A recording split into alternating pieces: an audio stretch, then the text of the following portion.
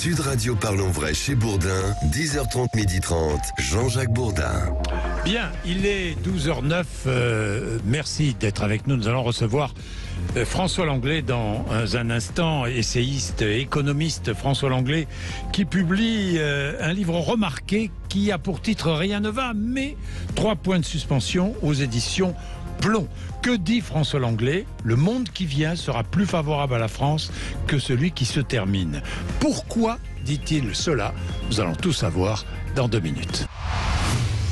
Sud Radio Parlons Vrai chez Bourdin, 10h30, 12h30, Jean-Jacques Bourdin. Bien, notre invité ce matin, François Langlais. Bonjour François. Bonjour Jean-Jacques. Ça va François? Bien. Alors, vous publiez, François, un livre remarqué qui a pour titre « Rien ne va », mais 3 points de suspension aux éditions Plomb. Pourquoi ces 3 points de suspension? C'est le cœur du livre. Oui. C'est qu'on a l'impression d'une succession de catastrophes et que, de fait, Oui. elle est là, mais que je me suis intéressé à ce dont ça témoigne. Ma thèse, c'est qu'au fond, une bonne partie de ces catastrophes se ramène à une cause unique, qui est une transition, un changement de régime de croissance, et que derrière cette transition, si on suit l'histoire, parce que ça s'est déjà produit, Oui. il y a en principe une période beaucoup plus favorable. Donc aujourd'hui, inflation forte, un peu moins forte en France que ailleurs en Europe, Pour disons des clairement raisons les choses. budgétaires. Pour des raisons budgétaires, uniquement pour des raisons budgétaires. Oui, Oui, c'est tout. C'est l'État qui met plusieurs dizaines de milliards d'euros pour protéger les ménages de la hausse de l'énergie. Du coup, l'inflation est 2, 3, même 4 points plus faible que dans les autres pays. Bon, inflation forte aujourd'hui, donc inquiétude, accumulation de catastrophes. Mais pourquoi dites-vous que dans quelques années, vous ne donnez pas l'échelle du temps? C'est difficile à dire. C'est difficile à dire, oui, évidemment. Pourquoi dites-vous que dans quelques années, ça va aller mieux, et notamment en France? Parce que je pense que toutes ces catastrophes nous font prendre conscience d'abord de la nécessité d'avoir un regard stratégique de souveraineté sur l'économie, qu'on avait complètement perdu dans les 40 dernières années, Oui. et qu'à moyen terme, ça devrait produire une forme de renaissance de l'industrie française qui en a bien besoin. Oui. Ça, c'est le premier point. Le deuxième, c'est qu'on voit des rapports de force qui jusqu'ici étaient relativement pénalisants, qui sont en train de s'inverser. Un exemple, c'est le rapport de force entre l'employeur et l'employé. Et on voit bien que pour des raisons démographiques, principalement, pas seulement, mais principalement, aujourd'hui, c'est l'employé qui a la main. Est-ce que vous dites que le travail a pris le pas sur le capital? Oui, je pense que c'est ce qui se profile. Et là encore, quand on regarde dans l'histoire, on voit qu'il y a des grands cycles. Vous avez plusieurs décennies où c'est le capital qui a la main, on en sort. C'est généralement des périodes de mondialisation, de libéralisation, d'abaissement des frontières. C'est ce qu'on a connu depuis la chute du mur. Et à mon sens, c'est la guerre d'Ukraine qui met un terme à cette parenthèse. Et derrière, en général, le cycle s'inverse parce que d'abord, on a pris conscience des inconvénients de la mondialisation. Donc l'état d'esprit change, l'état d'esprit des populations, qui est toujours le phénomène le plus important et qui détermine l'économie. Et de surcroît, le risque géopolitique réapparaît. Et du coup, les entreprises sont moins enclines à délocaliser, parce qu'elles se disent qu'elles peuvent se... Oui, je vais revenir sur les délocalisations, avec quand même ce risque venu d'Asie ou des États-Unis, double risque. Le premier risque, c'est le coût de l'énergie, qui est beaucoup plus faible en Asie et aux États-Unis qu'en Europe. Et puis le deuxième risque, c'est le protectionnisme, avec le protectionnisme américain, le protectionnisme chinois et l'absence de protectionnisme européen aujourd'hui. Je vais y revenir. Mais tiens, prenons tout de suite Pierre, qui est gestionnaire de patrimoine à Toulouse. Bonjour Pierre. Bonjour. Bonjour. Allez-y Pierre, qu'est-ce que vous vouliez dire? Allô? Bon, je crois que l'espoir est un moteur psychologique qui fait avancer l'homme, mais que les banques, beaucoup plus pragmatiques, refusent d'entendre. Alors, les banques refusent d'entendre l'espoir? Ben oui. Et je crois que ce qui se passe en France, c'est que bien sûr, on a pris conscience que les événements internationaux étaient pour provoquer des déséquilibres, mais si derrière l'État français ne change pas sa méthode et sa façon de concevoir l'économie en France, on ira vers un mur. C'est-à-dire que aujourd'hui, on voit que l'État continue à vouloir prélever, alors que de moins en moins de gens veulent travailler et préfèrent privilégier une forme de qualité de vie. Et comme aujourd'hui, le système des rentrées fiscales sont basées uniquement sur la rentabilité, donc sur le PIB.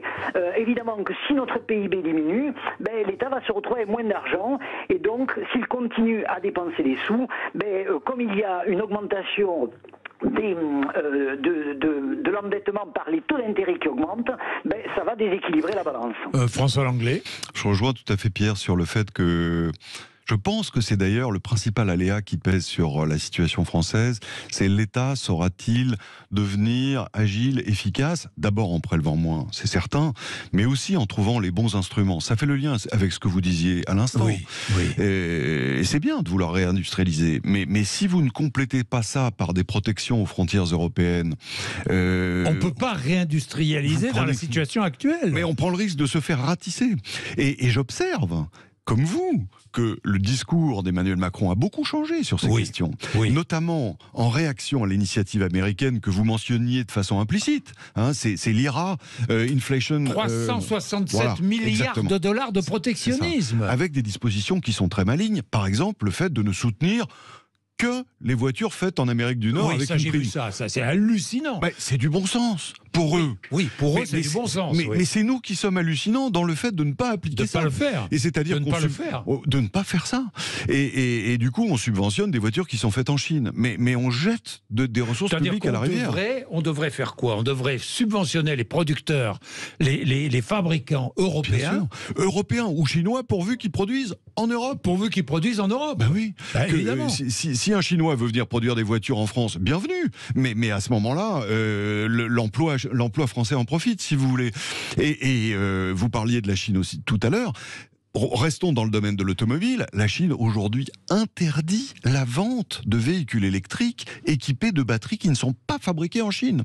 Donc là encore, ce sont des dispositions qui me semblent être de bon sens et je regrette que ça ne soit pas appliqué en Europe. Mais c'est pas évoqué. L'Europe y réfléchit ou pas? Alors, écoutez, il faut quand même voir les choses du bon côté aussi. Je pense que les esprits mûrissent. Il y a Thierry Breton à Bruxelles.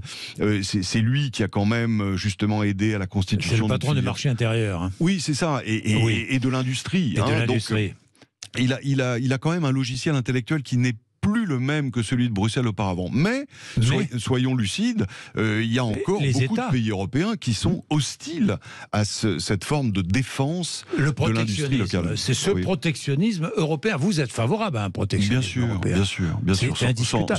Mais les économistes libéraux vous diront non. Oui, je pense qu'ils se trompent et que finalement, à part pour des économies très particulières comme l'Allemagne qui sont tournées vers l'exportation, et encore, l'Allemagne aurait-elle vraiment des problèmes si nous devenions un peu plus protectionnistes aux frontières européennes? Je n'en suis pas sûr. Regardez que, on en parlait à l'instant, ce sont des dispositions qui sont adoptées par tous les continents. Il n'y a que l'Europe qui s'y refuse. C'est incompréhensible. Ça s'explique par le fait que l'Europe s'est construite sur l'idée qu'il fallait supprimer les frontières pour réconcilier les pays européens entre eux. Bon, très bien, maintenant c'est fait, passons à la vitesse d'après. On entre dans un monde de confrontation des grandes zones économiques et commerciales. Donc vous dites, pour résumer, cette crise mondiale oblige la France à rénover son industrie. Oui. Devrait l'obliger à relocaliser. Oui. J'en vois déjà des signes. Regardez ce qui se passe à Crolles, par exemple, près de Grenoble, usine de semi-conducteurs. On n'aurait jamais pris cette décision il y a 3 ans. Mais on se dit, attendez, là, des semi-conducteurs, on en a vraiment besoin. On a expérimenté des pénuries, donc il faut qu'on s'équipe à la maison. Même chose pour les batteries. Il y a une usine qui est en gestation à Douvrin, qui va faire 800 000 batteries par an. C'est considérable, c'est une très bonne chose. Donc on voit bien que sur certains secteurs considérés comme stratégiques, l'attitude de la France a changé. Au lieu d'être négligente, parce que nous avons été négligents en imaginant qu'il suffisait d'appuyer sur une touche de clavier pour faire venir tous les produits du monde. Mais soyons clairs, l'OMC n'existe plus. Non, l'Organisation mondiale du commerce, c'est terminé. Le libre-échange, c'est fini. C'est fini. Ça explose sous la pression, justement, du fait que les pays ont retrouvé la contrainte stratégique. Je pense que cette période de mondialisation dont je parlais, les 40 dernières années, elle s'achève avec la guerre d'Ukraine. Et de ce point de vue, le multilatéralisme, dont l'OMC était une émanation, c'est fini. Oui, mais François, est-ce que si nous n'étions même pas en Europe, imaginons que nous soyons souverains dans toutes nos décisions économiques. Est-ce que nous nous en sortirions mieux ? Il y a l'exemple du Royaume-Uni qui est épouvantable. Cela dit, je pense que dans les difficultés actuelles du Royaume-Uni, les imputer purement au Brexit serait une erreur. Il faut les imputer à l'incompétence des dirigeants qui ont appliqué le Brexit. Il y avait un moyen de faire le Brexit beaucoup plus intelligent. En retrouvant une situation comparable à celle de la Suisse ou de la Norvège, qui a passé des accords. En étant associés. Exactement. Bien sûr. Exactement. Bon, eux ont voulu faire cavalier seul complet. C'était infantile. Donc, pour revenir à votre question, je pense que l'Europe nous offre des avantages. Le problème, c'est que le degré de conscience sur ces nouveaux enjeux est très variable. Selon les États, évidemment, en fonction de leurs intérêts. Donc la route n'est pas finie.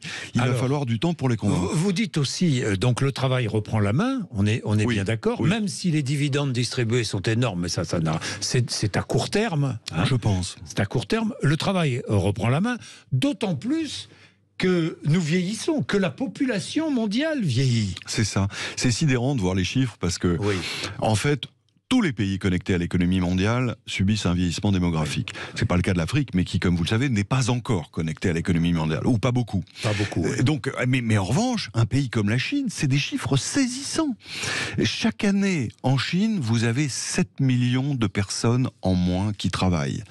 Et donc, ça vaut pour la Chine, ça vaut pour l'Europe, avec des chiffres qui sont un peu moins spectaculaires, mais qui sont quand même spectaculaires. En Italie, la population générale diminue de 3 à 400 000 personnes par an. C'est considérable. Sous l'effet du vieillissement, de la chute de la fécondité, mais aussi du fait que bon nombre de jeunes Italiens qualifiés quittent l'Italie pour aller travailler en Europe du Nord. Ça, c'est dommage. Mais ce que je veux dire, c'est que le contexte mondial est maintenant celui d'une raréfaction de la main-d'œuvre, alors qu'à l'inverse, dans les 40 ans qui se terminent, le cycle libéral, c'était le contraire. Et puis, ce que vous soulignez, ce que personne ne dit, ce qu'on dit rarement, c'est que ce sont les travailleurs les moins qualifiés qui voient leur salaire augmenter le plus. C'est très intéressant. Et on voit ça c'est très intéressant. De part et d'autre de l'Atlantique. Les statistiques des États-Unis le montrent depuis plusieurs mois. On voit que les moins qualifiés augmente plus rapidement que les qualifiés, alors que pendant les 40 dernières années, c'était le contraire. Ça veut dire que dans les années qui viennent, on va rechercher ces salariés. Et vous savez pourquoi ? En fait, les salariés non qualifiés sont généralement ceux dont la présence physique est indispensable. C'est ceux qu'on a vus pendant le Covid, l'aide à la personne, la restauration, les soins, etc. On a besoin qu'ils soient là physiquement. Et c'est ça qui leur donne le levier du rapport de force en main. Parce qu'ils disent, OK, moi je veux bien être là, mais il faut les aligner.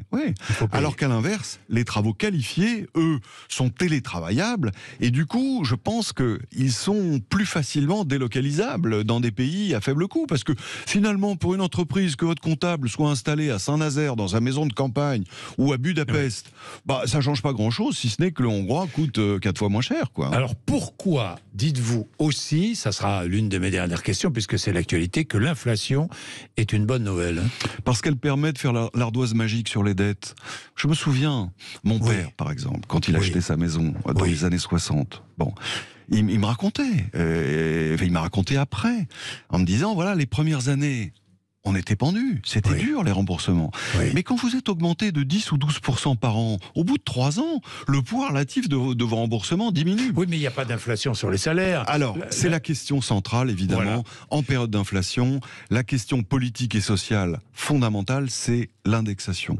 Vous êtes favorable ou pas? Oui, je pense que les systèmes que nous avions auparavant n'étaient pas les bons, avec l'automaticité qui probablement a eu des effets pervers. Mais pour autant que les salaires maintiennent le pouvoir d'achat, ça me paraît plus que souhaitable.